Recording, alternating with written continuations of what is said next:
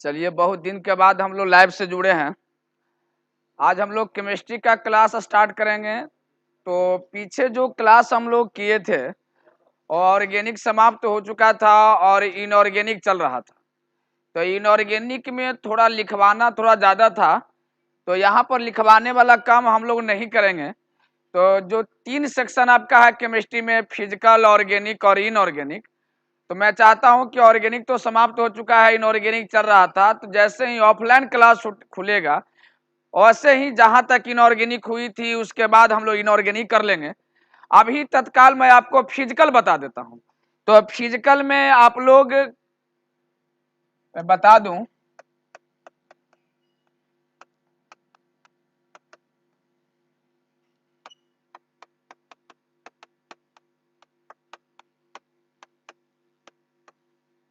Physical chemistry में लगभग आपका अप्रोक्सीमेट 18 से 20 नंबर का आएगा।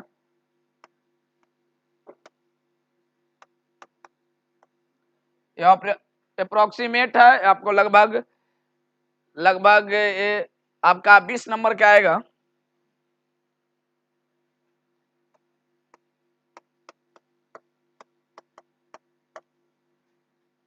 चलिए, 20 नंबर लाने के लिए जनरली हम लोग इसमें 5 लेसन देखते हैं। 5 लेसन में आप लोग को पढ़ने के लिए पहला लेसन रहता है सॉलिड स्टेट।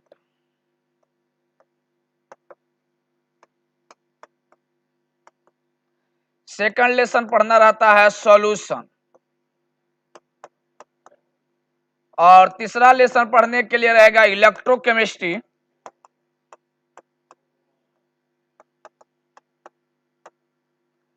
और चौथा पढ़ना है केमिकल काइनेटिक्स।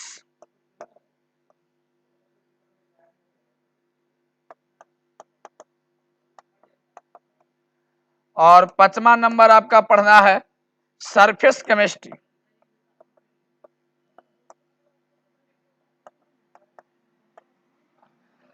आपको ये 5 लेसन पढ़ना है फिजिकल केमिस्ट्री में। फिजिकल केमिस्ट्री जनरली 20 नंबर का होगा। तो मैं आपको पहले बताया था 28 से 30 नंबर का ऑर्गेनिक रहेगा, 18 से 20 नंबर इनऑर्गेनिक और 18 से 20 नंबर लगभग आपका फिजिकल रहेगा। 1-2 नंबर आगे पीछे हर साल होते रहता है, वो क्वेश्चन सेटर करता है, हम लोग को उससे कोई खास मतलब नहीं रहता है, आगे 2 नंबर पीछे करते रहता है। तो फिजिकल केमिस्ट्री 20 नंबर का लगभग रहेगा, जिसमें 5 लेसन पढ़ने के लिए रहेगा सॉलिड स्टेट, सॉल्यूशन, इलेक्ट्रोकेमिस्ट्री और केमिकल काइनेटिक्स और सरफेस केमिस्ट्री। ये 5 लेसन का सबसे पहले इसका स्क्रीनशॉट ले लेंगे। स्क्रीनशॉट के बाद हम लोग देखेंगे कि इसमें कौन सा लेसन स्टार्ट करें। तो सबसे पहले 5 लेसन का स्क्रीनशॉट ले लें, उसके बाद हम लोग आगे बढ़ेंगे।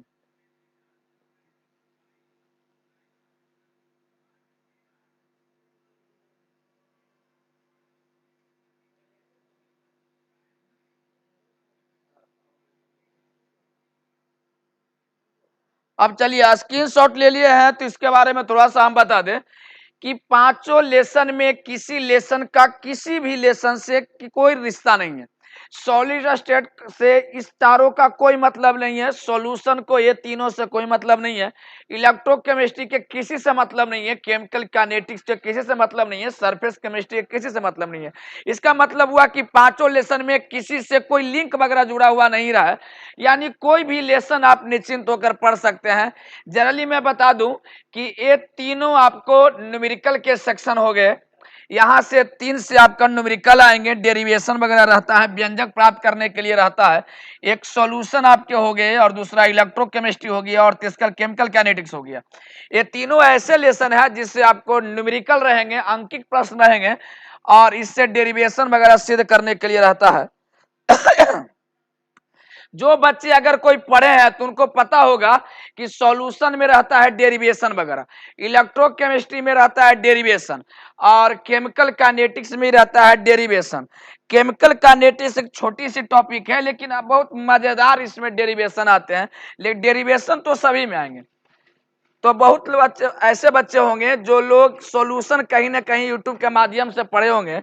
हम आपको चालू करने जा रहे हैं इलेक्ट्रोकेमिस्ट्री। ध्यान से देखिएगा, इलेक्ट्रोकेमिस्ट्री तो जनरली ये सिलेबस में लिखता है कि हम 5 अंक का है इलेक्ट्रोकेमिस्ट्री, लेकिन कभी कभी इससे 5 अंक से कम भी आ जाते हैं और 5 अंक से ज्यादा भी आ जाते हैं, तो इसमें हम चाह के भी कुछ नहीं कर पाते हैं। जनरली ऐसे एनसीईआरटी के दृष्टिकोण से देखा जाए तो 5 अंक का है, लेकिन कभी कभी 1-2 नंबर ज्यादा भी आ जाता है या कभी कभी कम आ जाता है। लेकिन हमको पढ़ना है पूरा लेसन, इलेक्ट्रोकेमिस्ट्री पूरा पढ़ना है, जिसको हिंदी में हम लोग वैद्युत रसायन कहते हैं। तो आज हम चालू करने जा रहे हैं इलेक्ट्रोकेमिस्ट्री, वैद्युत रसायन।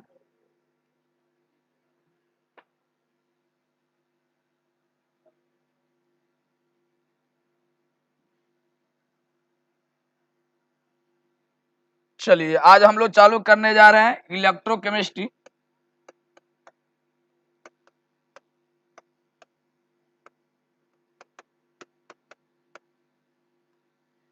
जिसको हिंदी में कहते हैं वैद्युत रसायन।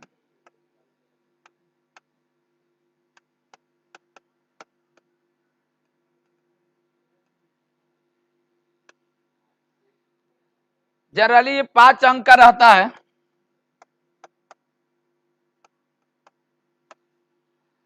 अब इसमें हम लोग देखिए क्या पढ़ते हैं। जो अगर आप फिजिक्स पढ़े होंगे तो आप करंट के बारे में पढ़े होंगे, यानी विद्युत धारा के बारे में पढ़े होंगे।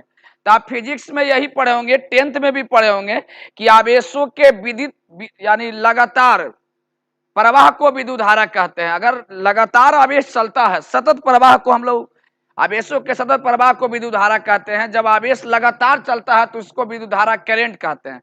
आपने ऐसा जरूर पढ़ा होगा, लेकिन वहां 10वीं क्लास में ये नहीं बताया जाता है कि आवेश जो है कितने प्रकार के होते हैं, कौन से आवेश जाते हैं, कौन सा आवेश रोकता है। ये सब 10वीं क्लास में कोई जिक्र वगैरह नहीं होता है। ये सब जिक्र होता है इंटरमीडिएट क्लास में कि आवेश 2 प्रकार के होते हैं, कौन जाएगा, कौन रोकेगा, क्या करेगा, नहीं करेगा। ये सब इंटरमीडिएट की बातें होती है। वहीं से एक रिलेशन उठ के आया है वैद्युत रसायन, यानी रसायन में विद्युत धारा के बारे में हम लोग को पढ़ने के लिए रहेगा। इस चैप्टर में जनरली हम लोग 2 चीज के बारे में अध्ययन करते हैं। पहला हम लोग ये पढ़ते हैं कि विद्युत धारा कैसे बनाया जाता है। दूसरा, अगर विद्युत धारा बन गई है तो उसका उपयोग कैसे करना है। तो आप लोग जानते होंगे कि जनरली विद्युत धारा बनाने के लिए कई कई जगह पर पहाड़ी एरिया में डैम बनाया हुआ है। जहां पर पहाड़ी एरिया नहीं, वहां कोयला से बिजली बनाया जाता है। यानी बिजली बनाने के लिए बहुत सारे तरीके हैं। अगर हम लोग के यहाँ कोई व्यवस्था नहीं है तो बाजार से बैटरी खरीद के लिए आते हैं, उससे विद्युत धारा प्राप्त कर लेते हैं। जैसे आप लोग देखे होंगे निप्पो बैटरी, बड़ा वाला एक साइड वाला बैटरी, इससे हम लोग विद्युत धारा अर्जन करते हैं। ठीक है, तो ये विद्युत धारा का उपयोग हमने किया इस माध्यम से। जनरली विद्युत धारा बनाया कैसे जाता है, इस लेसन में हम लोग थोड़ा सा आगे पढ़ेंगे बैटरी के बारे में, कैसे बैटरी बनाई जाती है। और जब बैटरी बन जाती है या किसी भी माध्यम से विद्युत धारा बन जाती है तो उसका उपयोग कैसे करना इस लेसन में हम लोग देखेंगे। लेकिन उपयोग करने के लिए हम लोग फ्रिज और टीवी ये सब नहीं चलाएंगे। यहाँ पर केमिस्ट्री में विद्युत धारा का क्या क्या उपयोग किया जाता है, ये सब चीज हम लोग यहाँ देखेंगे। अगर विद्युत धारा के सहायता अगर हम यहाँ पर लेंगे केमिस्ट्री में, तो इसी को हम लोग कहते हैं इलेक्ट्रोकेमिस्ट्री, वैद्युत रसायन। अगर विद्युत धारा के सहायता लेंगे तब, अगर विद्युत धारा के सहायता नहीं लेंगे तो इसको वैद्युत रसायन नहीं कहेंगे। अब देखिए विद्युत धारा से जुड़े कुछ रसायन में कुछ कुछ बातें मैं आपको बताता हूं। आप लोग पढ़े होंगे, पहले देखिए एक पढ़े होंगे परमाणु। तो बहुत ऐसे लोग हैं जो परमाणु का डिफिनेशन बताते हैं और आपको याद करवाएंगे कि यह है, वो है, 12 है, 17 है। लेकिन मैं आपका डायरेक्टली विदाउट डिफिनेशन के एग्जाम्पल पर क्लियर कर दूंगा कि देखने के बाद कैसे जाने कि परमाणु है कि क्या है। जैसे हमने कभी सचिन का परिभाषा नहीं रटा है, सहवाग का परिभाषा नहीं रटा है, कभी भी नहीं। लेकिन हम चेहरा देख के बता सकते हैं कि सचिन है, ये सहवाग है। तो कभी कभी ऐसा रखिए जीवन में कि चेहरा देख के बता दे कि क्या है, कोई परिभाषा नहीं। हम नहीं जानते कि परमाणु का क्या परिभाषा है, लेकिन चेहरा देख के बता सकते हैं। जैसे हमको यहाँ पर आप देख रहे होंगे तो एकदम सिंगल देख रहे होंगे, अकेले देख रहे होंगे। याद रखिए कि अकेले है, समझ गए, परमाणु है। जैसे एच दम अकेले है तो परमाणु है, एन अकेले है तो परमाणु है। आप लोग जानते होंगे हाइड्रोजन, नाइट्रोजन। अगर ओ ऑक्सीजन अकेले है तो परमाणु है। जैसे हम कहें कि एन ए तो परमाणु है, के परमाणु है, ए जी परमाणु है, अकेले है परमाणु है। लेकिन अगर रहा अणु की बात, जिसको अंग्रेजी में हमने मॉलिक्यूल्स कहते हैं, कोई डिफिनेशन नहीं, डायरेक्टली पहचानने के लिए रहेगा। अकेले न है तो अणु है। जैसे O2, आप O से पूछिए कि आप अकेले हैं तो कहा कि ना, समझ गए अणु है। जैसे हम कहें H2 अकेले है तो न, तो तू अणु है। जैसे हम कहें Cl2 अकेले है तो न, तो अणु है। जैसे हम कहें HCl अकेले है तो ना, इसमें हाइड्रोजन भी है, क्लोरीन भी है, तो अणु हो गया। अकेले है परमाणु, अकेले न है तो अणु। प्लस माइनस देख के हम लोग आवेश की बात बताएंगे। जैसे धन आयन बताएंगे, ऋण आयन बताएंगे, धन मूलक जानेंगे, ऋण मूलक जानेंगे। अब थोड़ा सा अणु परमाणु समझ गए, अब थोड़ा सा यौगिक समझिए। जैसे आप लोग पढ़े होंगे NaCl, जरूर कभी ना कभी पढ़े होंगे, इसको यौगिक कहते हैं। जैसे पढ़े होंगे C6H12O6, ये सब यौगिक है। तो हम लोग तो ये जानते हैं कि ये यौगिक है, लेकिन इस यौगिक को केमिस्ट्री में क्या योगदान है ये समझिए थोड़ा सा। अब वैद्युत रसायन यानी इलेक्ट्रोकेमिस्ट्री में क्या इसका योगदान है ये समझिए। बहुत सारा ऐसे यौगिक हैं जिसको हम जल में डालेंगे, वाटर में डालेंगे तो वो टूट जाएगा। जैसे NaCl को डालेंगे तो स्वाभाविक है वो टूट जाएगा। ये टूटेगा Na+ में और Cl- में। लेकिन इसी कंपाउंड को C6H12O6 ग्लूकोज को जैसे हम पानी में डालेंगे तो ये नहीं टूटेगा। ये काहे नहीं टूटेगा ये भी हम लोग को पढ़ना है, लेकिन तत्काल ये जानना है कि जो टूट गया उसको इलेक्ट्रोलाइट्स कहते हैं, आज जो नहीं टूटा उसको नॉन इलेक्ट्रोलाइट्स कहते हैं। मतलब हिंदी में बताइए तो जो टूट गया उसको वैद्युत रसायन कहते हैं, और जो नहीं टूटा उसको जो टूट गया उसको वैद्युत अपघट कहते हैं, और जो नहीं टूटा उसको वैद्युत अनअपघट कहते हैं। वैद्युत रसायन में हमको इसी के बारे में पढ़ना है, वैद्युत अपघट के बारे में पढ़ना है, जो टूट जाता है उसी का स्टडी करना है। तो वैद्युत अपघट अंग्रेजी में इलेक्ट्रोलाइट्स कहते हैं। कहता है कि वैसा यौगिक जिसका जलीय विलयन विद्युत का सुचालक हो, इटमी जैसे उसको हम पानी में डालें और वह विघटित हो जाए, आयन में टूट जाए, धन आयन और ऋण आयन में, तो उसको हम लोग इलेक्ट्रोलाइट्स कहेंगे, वैद्युत अपघट कहेंगे। और उसको अगर हम पानी में डालें और टूटे नहीं किया, यानी आयन में विघटित नहीं हुआ, तो उसको कहेंगे हम लोग वैद्युत अनअपघट, नॉन इलेक्ट्रोलाइट्स। तो ये हो गया। जैसे नॉन इलेक्ट्रोलाइट्स का कुछ अच्छे अच्छे एग्जाम्पल हैं। अभी गर्मी के दिनों में ग्लूकोज, गर्मी के दिनों में चीनी C12H22O11, यह हो गया सुक्रोज चीनी। जैसे यूरिया,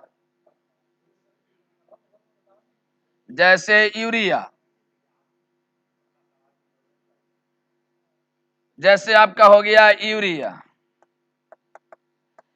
तो ये हो गया आपका ना टूटने वाला। जैसे यूरिया खाद को पानी में आप डालेंगे आयन में नहीं टूटेगा। जैसे हो गया क्लोरोफॉर्म, कार्बन टेट्राक्लोराइड। मोस्टली कार्बनिक यौगिक जितने होते हैं, एक दो के छोड़ करके, ये लगभग पानी में विघटित नहीं होते हैं। तो जो पानी में विघटित नहीं होते उसको कहते हैं वैद्युत अनअपघट। और जो पानी में विघटित हो जाता है यानी प्लस और माइनस, धन आयन और ऋण आयन में टूट जाता है, उसको वैद्युत अपघट कहते हैं। तो दो बातें हमने अभी सीखा, एक सीखा वैद्युत अपघट और दूसरा सीखा वैद्युत अनअपघट, यानी इलेक्ट्रोलाइट्स और दूसरा नॉन इलेक्ट्रोलाइट्स। तो इलेक्ट्रोकेमिस्ट्री में हम ओनली सिर्फ वैद्युत अपघट का अध्ययन करेंगे।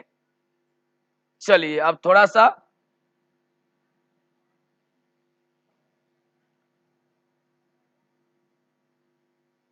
यहां पर देखें। तो हमने सीखा वैद्युत अपघट, वैद्युत अनअपघट। जो जलीय विलयन विद्युत का सुचालक होता है वो वैद्युत अपघट, जो कुचालक होता है वैद्युत अपघट, अनअपघट। अब इससे एक बात आती है वैद्युत अपघटन।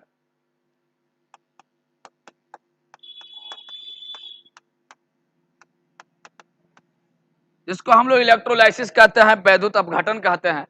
ये इलेक्ट्रोलाइसिस क्या है, वैद्युत अपघटन क्या है। जैसे आपने नमक को लिया, NaCl के लिया और पानी में डाल दिया, तो जैसे ही आपने पानी में डाल दिया तो वो टूट गया सोडियम प्लस में और क्लोरीन माइनस में, यानी धन आयन में और ऋण आयन में। जैसे वो टूटा तो समझिए कि घटना को वैद्युत अपघटन कहा जाता है। यानी जब किसी वैद्युत अपघट के विलयन के लेकर विद्युत धारा प्रवाहित की जाती है, ये टूटेगा तब जब उसमें हम करंट डालेंगे तब। जैसी करंट डाले वो टूट गया, आयन में विघटित हो गया, तो इस घटना को हम लोग वैद्युत अपघटन कहते हैं, इलेक्ट्रोलाइसिस कहते हैं। यानी जब किसी वैद्युत अपघट के विलयन को लेकर विद्युत धारा प्रवाहित की जाती है तो वह वैद्युत अपघट आयन में विघटित हो जाता है, तो इस घटना को हम लोग इलेक्ट्रोलाइसिस वैद्युत अपघटन कहते हैं। हम लोग को बहुत सारे वैद्युत अपघटन की क्रिया पढ़ना है। सोडियम क्लोराइड का वैद्युत अपघटन के बारे में पढ़ना है, सोडियम फ्लोराइड के बारे में पढ़ना है। अगर सांद्र होगा, गाढ़ा होगा, तब वह क्या बनाएगा, अगर वो पतला होगा तो क्या बनाएगा, अत्यंत पतला होगा तो वो क्या बनाएगा। अब सब हम लोग को वैद्युत अपघटन की क्रिया यहाँ पढ़ना है। लेकिन जहां पर हम वैद्युत अपघटन की क्रिया कराएंगे, किसी को भी अगर करंट के सहायता से तोड़ेंगे तो कुछ ना कुछ बर्तन तो रखेंगे ही, चाहे जो भी आप रखिए, जो बर्तन आपके पास है आप रख लीजिए। जिस बर्तन का उपयोग हम लोग करेंगे उस बर्तन को वैद्युत अपघटनी सेल यानी इलेक्ट्रोलाइटिक सेल के नाम से जानते हैं। आपको ये क्वेश्चन ऑब्जेक्टिव आएगा कि वैद्युत अपघटन की क्रिया को कराने के लिए जिस बर्तन का, जिस यंत्र का उपयोग किया जाता है उसे वैद्युत अपघटनी सेल कहा जाता है। वहां पर 4 प्रकार के सेल आपको दे देंगे। लेक्लांच सेल दे देंगे, वैद्युत अपघटनी सेल रहेगा आपका, शुष्क सेल रहेगा, लीड संचायक सेल रहेगा। तो वैद्युत अपघटन की क्रिया को संपन्न कराने के लिए इस बर्तन का, जिस यंत्र का उपयोग किया जाता है उसे वैद्युत अपघटनी सेल कहा जाता है। अब वैद्युत अपघटनी सेल क्या है, ये हम लोग खूब बढ़िया से विस्तार रूप से देखें। सबसे पहले तो हम लोग बहुत दिन के बाद आज यूट्यूब पर मिल रहे हैं और अगले दिन यानी संडे को भी हम लोग मिलेंगे, मंडे को भी मिलेंगे। यानी धीरे धीरे इलेक्ट्रोकेमिस्ट्री शुरू हुआ है तो ये आराम से अंत भी हो जाएगा। इसके बाद हम लोग केमिकल काइनेटिक्स भी कराएंगे, सरफेस केमिस्ट्री भी चलेगा, सॉल्यूशन भी चलेगा, सॉलिड स्टेट भी चलेगा। प्रश्न उठता है कि सर पहला लेसन में सॉलिड स्टेट था तो आपने क्यों नहीं चालू किया? बहुत अच्छा, कोई दिक्कत नहीं है। आप जब एग्जामिनेशन देने जाइएगा तो सॉलिड स्टेट से एक एग्जाम्पल दे देगा और कहेगा कि जाइए हो गया आपका काम, तब आपको समझ में आया कि नहीं सॉल्यूशन इलेक्ट्रोकेमिस्ट्री और केमिकल काइनेटिक्स अच्छे से पढ़े होते। तो आज जितना समय बर्बाद किया हम सॉलिड स्टेट में, कोई बेनिफिट नहीं। सॉलिड स्टेट जनरली कहता है 3 से 4 नंबर का है एनसीईआरटी के अनुसार, लेकिन उससे क्वेश्चन 1 से 2 नंबर का रहता है, 3 से 4 नंबर कहता है। कभी कदाल एक यानी ऑब्जेक्टिव देख के आपको ठग देगा, इसके अलावा कुछ करता होता नहीं।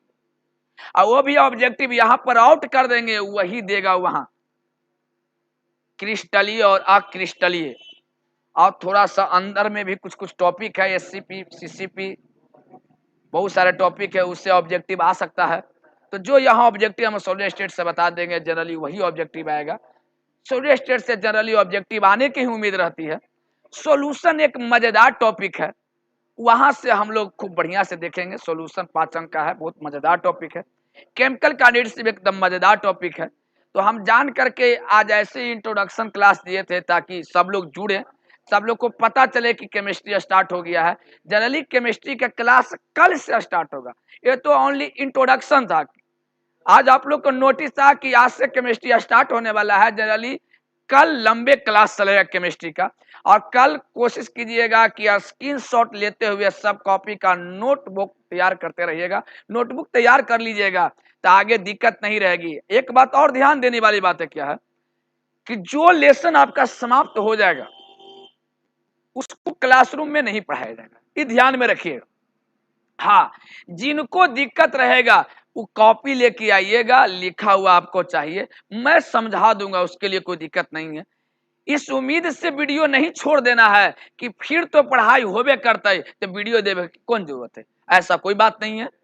जो क्लासेस अगर यूट्यूब पर हो गया है उसको वीडियो देख करके ही जहां समझ में ना आया हमसे पूछ लीजिएगा, मैं जरूर बता दूंगा। ठीक है, तो अगले क्लास में हम फिर मिलते हैं।